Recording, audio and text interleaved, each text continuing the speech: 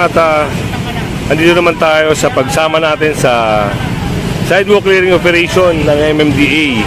At ito, meron silang nadaanan dito along Quezon Avenue, na alam naman natin na bawal ang sidecar sa highway.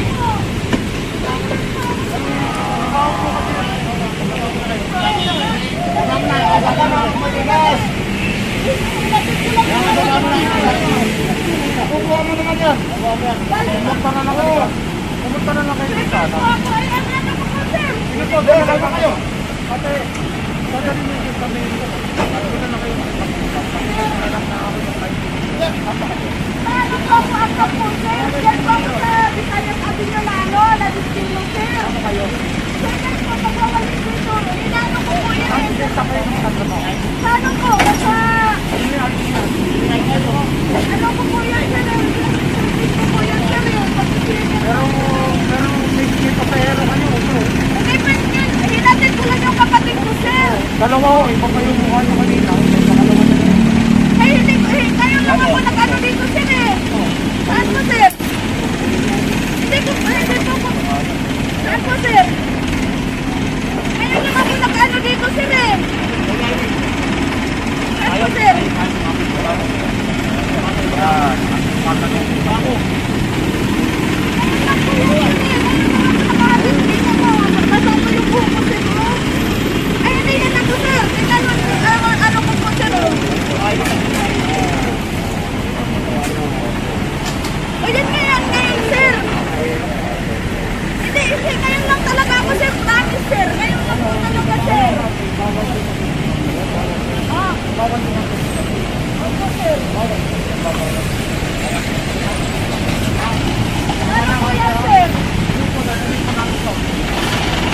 At ayun mga kasama, at nakita na pala siya ni Sir Richard nung medyo maaga-aga pa, kaya pinakita sa kanya yung ebidensya na nagbabiyahe siya. So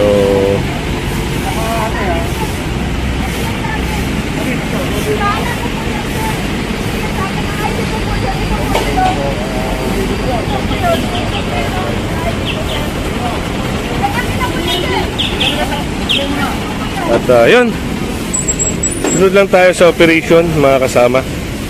Isang parang sidecar. Yan, isasakay po ito mga kasama. Kung maalala nyo, ito yung lugar kung saan inoperate last week o last 2 week mga kasama.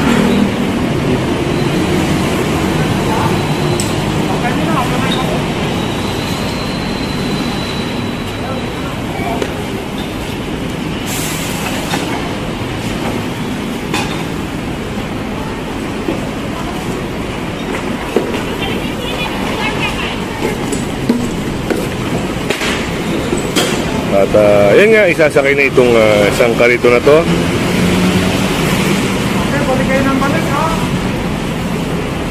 Umuulang kayo dito ng ano eh, kumpukan. Dati nasa ayos na to, na-clear na. At yung banda ron medyo maayos na. Ngayon, pag daan uli ng MMDA, meron na naman po. Kaya nag-decide si Sir Richard na pasadahan sila ulit at yun, kumpiskahin yung mga dapat kumpiskahin.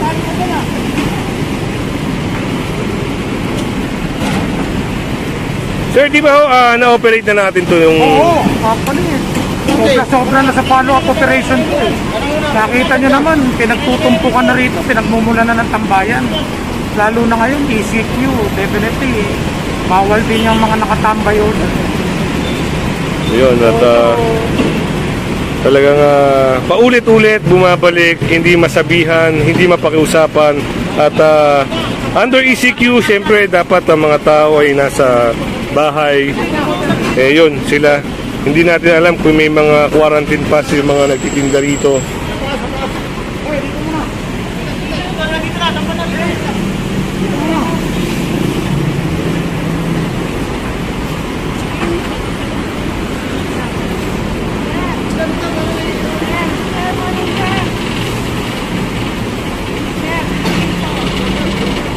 Maganda sa umaga.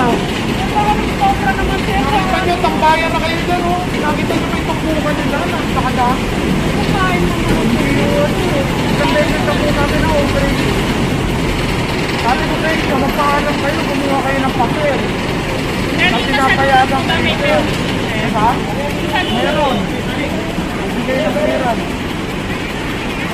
Inauthorize daw po sila ang kickstarts kayo napapag-construction. Firmado ng DOTR. Ayun, binigyan po ng clearance ng ano, ang such time lang, pero limited po sila ang time. Maalisin din nila pa ba. Kaya ito, definitely itong bukan, nahayaan natin ang British government ng area pa rin. Ayun pala mga kasama, yung nandun sa dulo ay may permiso ng kinauukulan. Hindi natin alam kung sino, pero meron daw permiso. Pero yung mga nandito na nakumpiska, ayun po yung mga illegal, walang permiso na nakikitinda rito. So, yun ang paliwanag dito. Ayun.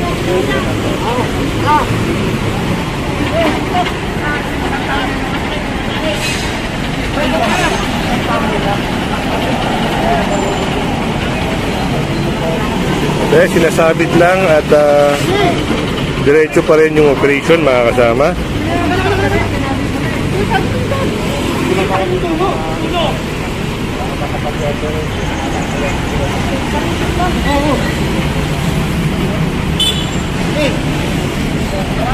Pasan yung mga ibang empleyado ng establishment doon sa loob para malaman kung ano yung nagaganap dito. So kita nyo naman kanina medyo madami-dami at ngayon wala na. Clear na naman. Sana sa susunod mga kasama wala na madaanan ulit ang MMDA, ang SCOG para naman syempre walang hulihan na mangyari. Kaya sana sumunod sila sa ginagawa ng gobyerno.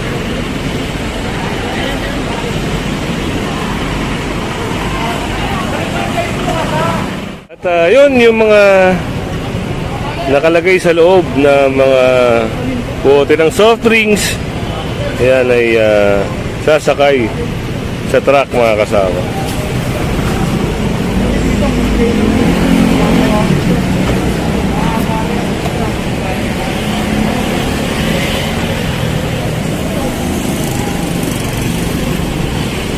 Tuloy nyo ha. Dyan lang nila tinambak.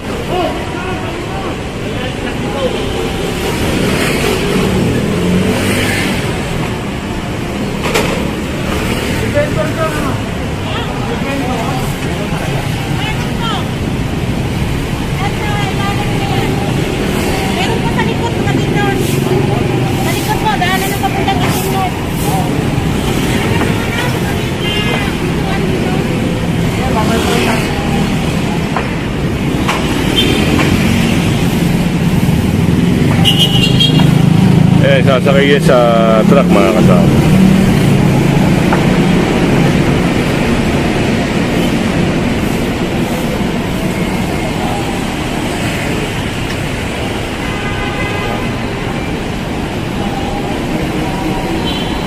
So kung mapapansin nyo, medyo matraffic ngayon mga kasama sa parting north. Ang paliwanag dito ng isang kawani ng MMDA Auxiliary ay may ginagawa raw sa parting Muñoz o Roosevelt, kaya medyo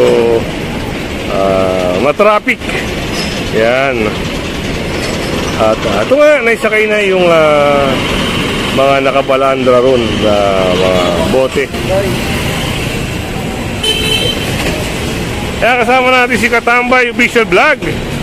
Yan, subscribe!